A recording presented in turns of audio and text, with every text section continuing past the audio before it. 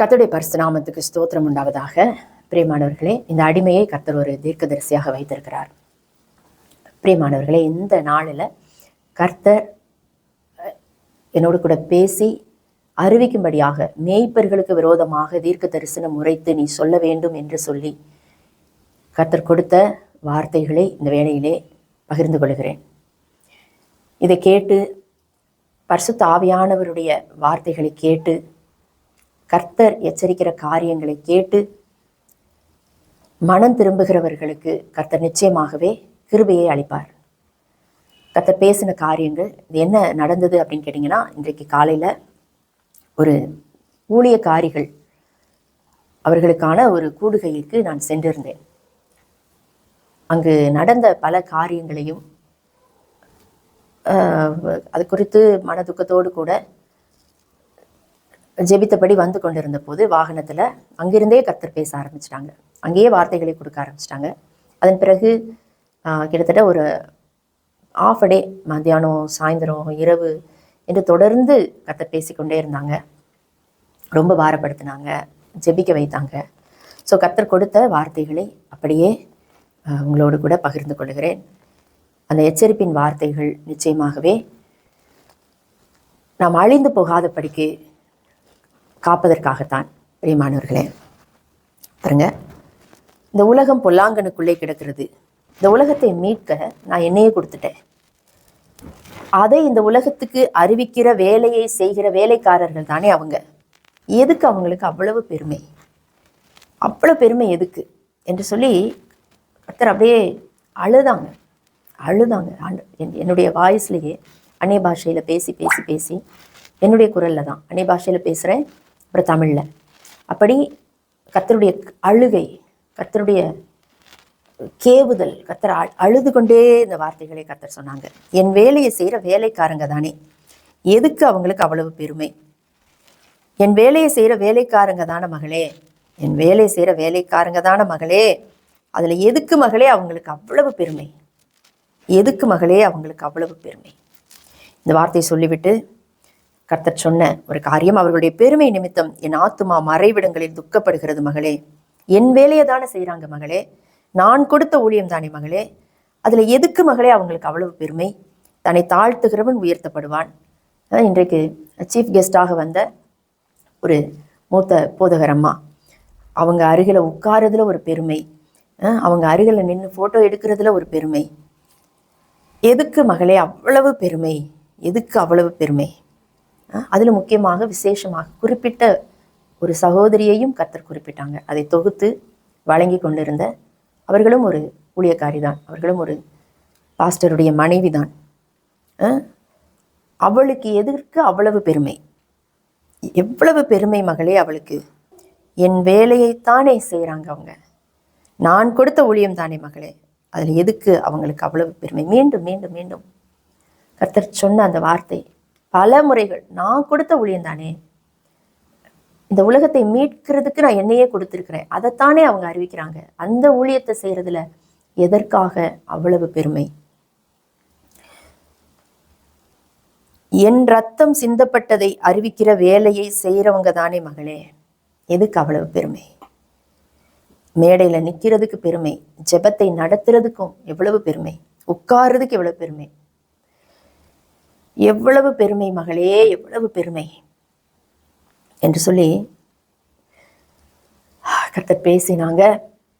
பெருமை உள்ளவர்களுக்கு தேவன் எதிர்த்து நிற்கிறார், தாழ்மை உள்ளவர்களுக்கோ அவர் கிருபை அளிக்கிறார் என்று சொல்லி ஒரு வசனத்தையும் கர்த்தர் கொடுத்தாங்க. பெருமை சரப்பணியை போல அவர்களை சுற்றி இருக்கிறது, அவர்களில் கொடுமை வாசமாய் இருக்கிறது. அந்த வசனத்தை வாசிக்கிறேன். சங்கீதம் 73:6. பெருமை சரப்பணியை போல் அவர்களை சுற்றி கொள்ளும், கொடுமை ஆடையை போல் அவர்களை மூடிக்கொள்ளும். சரப்பணி என்று சொன்னால் கழுத்தில் போடுற மாலை. அப்போ சரப்பணி நிறைய அடுக்கடுக்காக மாலைகள் அணிந்தது போல பெருமை அவ்வளவு விசேஷமாய் மேய்ப்பர்களை, அவர்களுடைய மனைவிமார்களை, அவருடைய குடும்பத்தை அப்படி அது ஒரு சரப்பணி, அந்த கழுத்திலே மாலைகளை அணிவது போல, நிறைய மாலைகளை அணிவது போல அப்படி அதை சுற்றி கொண்டிருப்பதையும், கொடுமை ஆடையை போல. அப்போ பெருமை வருகிற இடத்துல கொடுமை வருகிறது. அவங்க கொடுமையாய் நடத்துகிறார்கள், கொடுமையாய் ஆளுகை செய்கிறார்கள் என்பதை குறித்து கர்த்தர் பேசினாங்க. இதுக்கான ரெஃபரன்ஸை சொல்லிடுறேன். எரேமியா 13:16-17.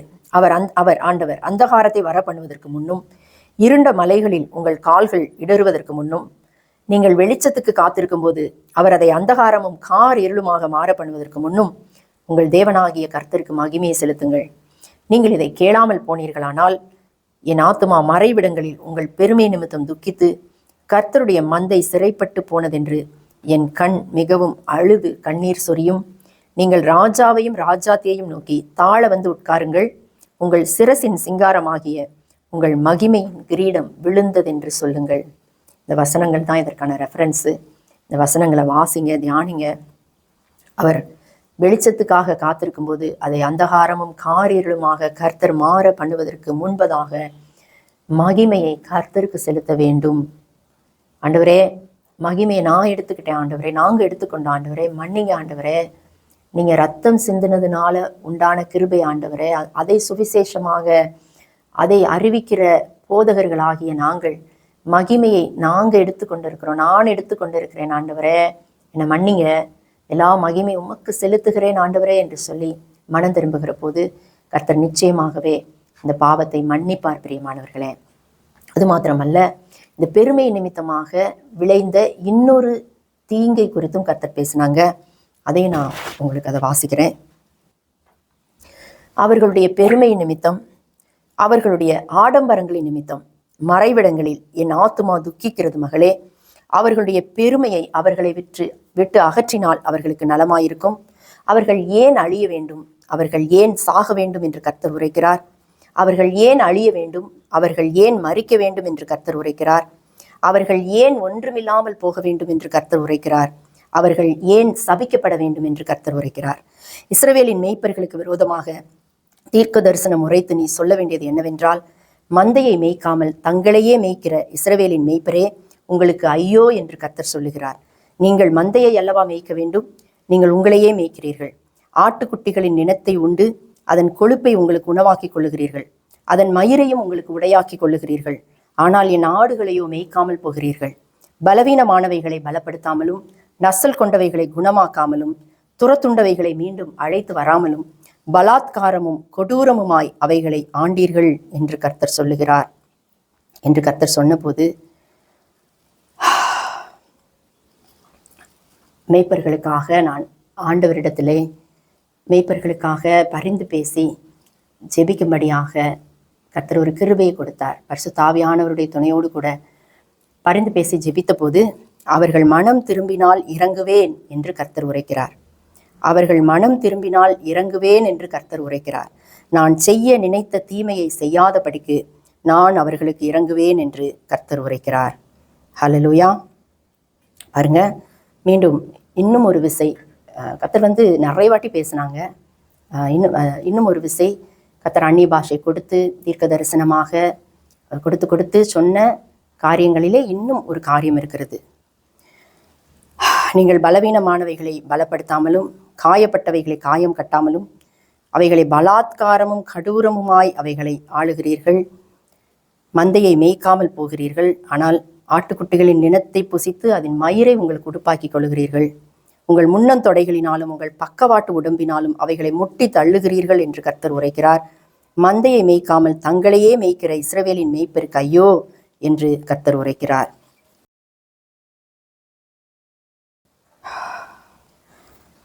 தீர்க்கதரிசியானவளே, நீ தீர்க்க தரிசனம் உரைத்து சொல்ல வேண்டியது என்னவென்றால், மந்தையை மேய்க்காமல் தங்களையே மேய்க்கிறார்கள்.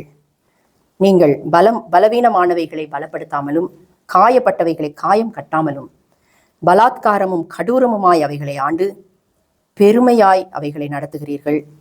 பெருமையும் பெருமிதமுமாய் அவைகளை நடத்துகிறீர்கள். என் ஆடுகள் உங்கள் கால்களால் குழப்பி போட்ட தண்ணீரை குடிக்க வேண்டுமோ என்று கர்த்தர் உரைக்கிறார். என் ஆடுகள் உங்களால் குழப்பி போடப்பட்ட தண்ணீரை குடிக்க வேண்டுமோ என்று கர்த்தர் உரைக்கிறார். மீண்டும் 3 விசை இந்த காரியத்தை கர்த்தர் பேசினாங்க.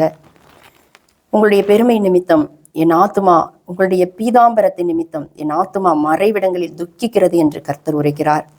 உங்கள் பெருமைகளின் நிமித்தம் என் ஆத்துமா மறைவிடங்களில் துக்கிக்கிறது. இஸ்ரவேலின் மந்தையை மேய்க்காமல் தங்களையே மேய்க்கிற இஸ்ரவேலின் மேய்ப்பருக்கு ஐயோ! நீ அவர்களுக்கு விரோதமாய் தீர்க்க தரிசனம் உரைத்து சொல்ல வேண்டியது என்னவென்றால் என்று சொல்லி மீண்டும் மீண்டுமாக எசேக்கியேல் தீர்க்கதரிசியின் புஸ்தகம் 34ஆம் அதிகாரத்தில் இருக்கக்கூடிய வார்த்தைகளையே கர்த்தர் கொடுத்தார். பிரியமானவர்களே, எசேக்கியேல் 34ஆம் அதிகாரத்தை நீங்கள் வாசித்து பார்த்தீர்கள் என்றால் அதில் இதே காரியத்தை கர்த்தர் அந்த வசனங்களிலே இதே காரியங்கள் இருக்கிறதை நாம் பார்க்கிறோம். மந்தையை மேய்க்காமல் தங்களையே மேய்க்கிற இஸ்ரவேலின் மேய்ப்பருக்கு ஐயோ ஐயோ என்று கர்த்தர் உரைக்கிறார். உங்களுக்கு ஆபத்து வரும் என்று கர்த்தர் உரைக்கிறார். அது மாத்திரமல்ல, அப்படி என்றால் மேய்ப்பர்களுக்கு ஆபத்து வந்துருச்சுன்னா மந்தையை யார் ஆண்டவரை மேய்ப்பாங்க என்று சொல்லி தேவ சமூகத்திலே ஜெபித்த போது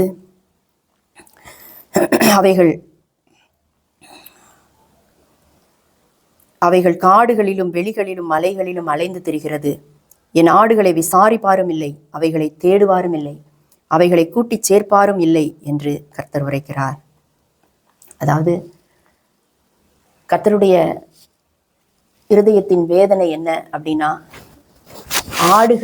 ஆடுகளிடமிருந்து வருகிற காணிக்கைகள், ஆடுகளிடமிருந்து வருகிற மற்ற காரியங்களை எடுத்துக்கொள்ளுகிற மேய்ப்பர்கள் ஆடுகளை விசாரிப்பதில்லை, துரத்துண்ட ஆடுகளை தேடி செல்வதில்லை, பலவீனமானவைகளை பலப்படுத்துவதில்லை, காயப்பட்டவைகளின் காயங்களை கட்டுவதில்லை, நசல் கொண்டவைகளை குணமாக்குவதில்லை, ஆடுகளை மேய்க்காமல் தங்களையே மேய்த்து கொள்ளுகிறார்கள் என்று சொல்லி கர்த்தர் துக்கத்தோடு இருக்கிறார். பிரியமானவர்களே, அன்பு சகோதர சகோதரிகளே, அன்பு போதகமார்களே, இந்த நாளிலே கர்த்தர் உங்களோடு கூட பேசி இருக்கிறார்.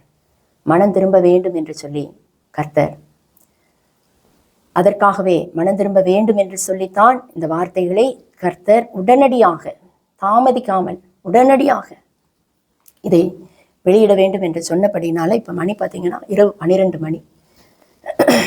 அதிக நேரம் ஜெபித்தும் அழுதும் பாரத்தோடு கூட வந்து இந்த வார்த்தைகளை பகிர்ந்திருக்கிறேன்.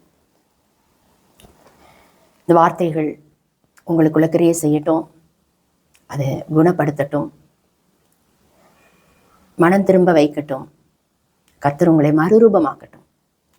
உங்களை கொண்டுதான் கர்த்தர் பெரிய எழுப்புதலை தேசத்திலே கொண்டு வரப்போகிறார். ஆகவே பிரியமானவர்களே, இந்த வார்த்தைகளை புறந்தள்ளாதபடிக்கு சங்கீதத்திலே கர்த்தர் சொல்லியிருப்பது போல, சிற்சையை நீ பகைத்து என் வார்த்தைகளை உன் முதுகுக்கு பின்னாக எரிந்து போடுகிறாய் என்று சொன்னது போல, இந்த வார்த்தைகளை முதுகுக்கு பின்னாக எரிந்து போடாதபடிக்கு பிரியமானவர்களே, இந்த வார்த்தைகளுக்கு ஒப்பு கொடுக்க வேண்டும். ஆமென். ஒப்பு கொடுக்கும்போது, மனம் திரும்பும்போது கர்த்தர் நிச்சயமாகவே பெரிய காரியங்களை செய்கிறார். ஒவ்வொரு வாரமும் ஞாயிற்றுக்கிழமைகளில் மற்ற நாட்களில் புல்பீட்டில் நின்று இதைத்தானே நாம் ஜனங்களுக்கு சொல்லுகிறோம். ஆமென். மனம் திரும்புங்க, பரலோகராஜ்யம் சமீபமாக இருக்கிறது, இந்த காரியத்தை விடுங்க என்று சொல்லுகிறோம். அவர்கள் மனம் திரும்ப வேண்டும் என்று எதிர்பார்க்கிறோம். அப்படி என்றால் கர்த்தர் நம்மை நோக்கி இந்த வார்த்தைகளை சொல்லுகிற போது நாமும் மனம் திரும்ப வேண்டும். அவருக்கு பிரியமானவர்களாக நாம் மாற வேண்டும். ஆமென். கர்த்தர் தாமே நம்மை ஆசீர்வதிப்பாராக. God bless you.